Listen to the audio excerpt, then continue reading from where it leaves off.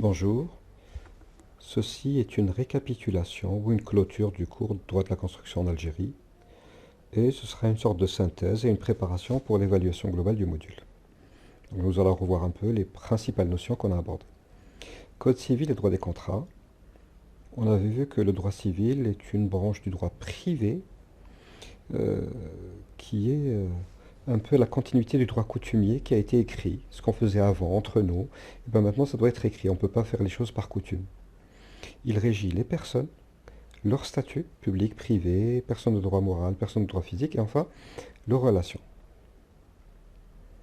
Droit de la construction est une branche du droit civil. Donc on vient de voir le droit civil. Le droit de la construction est une branche du droit civil. On a différents acteurs de la construction qui signent entre eux ou qui s'engagent entre eux avec des contrats de construction.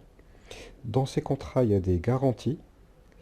Puis ces garanties doivent respecter des règles techniques dans la construction. C'est lié au statut de la propriété.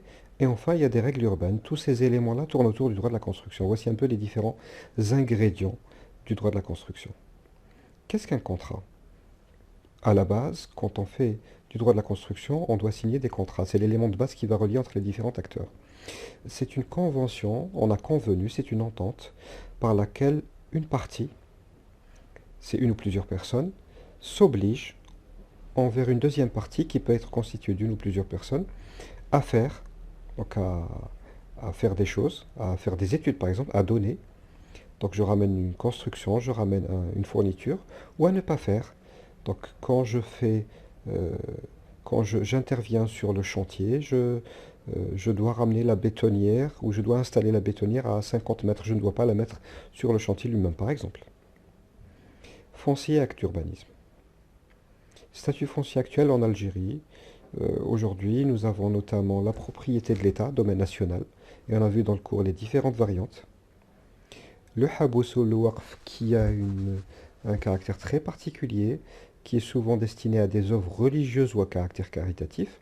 Et enfin, la propriété privée, la propriété d'une personne ou d'une entreprise. Euh, Quels sont les différents actes d'urbanisme? Et on a vu un peu le panorama des différents actes. On a le certificat d'urbanisme, donc c'est une fiche d'information sur ce que je peux faire et ce que je ne peux pas faire sur une parcelle. Permis de lotir, c'est l'accord ou l'autorisation de découper une parcelle vide en lots différents. Certificat de morcellement, c'est la possibilité de découper une parcelle bâtie en lots différents. Permis de construire, c'est le plus connu des actes d'urbanisme. Est-ce que je peux construire selon des plans que je remets avec le permis? Permis de démolir, est-ce que je peux démolir une partie ou toute une construction? Et enfin, le certificat de conformité, j'ai fini ma construction. Est-ce qu'elle est conforme à ce qui a été prévu dans le permis de construire? Si c'est le cas, donc je peux l'occuper et je peux la vendre. Aujourd'hui en Algérie, la vente d'une construction est liée à la possession d'un certificat de conformité. Maîtrise d'ouvrage et les différents acteurs de la construction. Le principal acteur, c'est le maître d'ouvrage et il travaille souvent avec un maître d'œuvre. Euh, le maître d'ouvrage, c'est celui pour qui on construit, celui pour qui on fait des choses, c'est celui qui fait faire. Et le maître d'œuvre, c'est celui qui conçoit la solution, qui trouve une solution à ce que veut faire le maître d'ouvrage. Donc le maître d'ouvrage, c'est celui qui a un besoin. MOA, MOA, c'est maître d'ouvrage, c'est la personne qui fait faire. Il a un besoin, il fait faire tout le monde. Le MOE, le maître d'œuvre, c'est celui qui conçoit la solution et suit que tout s'exécute selon ce qui a été prévu. Euh, on a, on avait dit que le principal acteur, c'est le maître d'ouvrage. Il peut se faire assister, AMO, c'est assistance à maîtrise d'ouvrage. Il peut se faire aider. Je fais un programme architectural. Je ne suis pas très connaisseur, moi qui est client. Et ben, je me fais assister, par exemple, par un bureau d'études. Je peux déléguer la maîtrise d'ouvrage. Je peux appeler quelqu'un qui fait la maîtrise d'ouvrage à ma place. Enfin, quels sont les acteurs qui sont en face de moi? Ce sont les acteurs qui sont avec moi. Maintenant, ceux qui sont en face de moi, avec lesquels j'entretiens des rapports de je leur fais faire des choses. Premièrement, le maître d'œuvre, celui qui va concevoir la solution.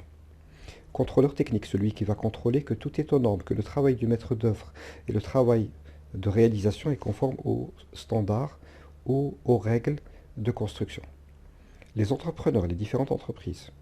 Et enfin, le laboratoire sol, et il peut y avoir d'autres acteurs. Le maître d'ouvrage signe des contrats avec tout ce monde-là pour sa construction.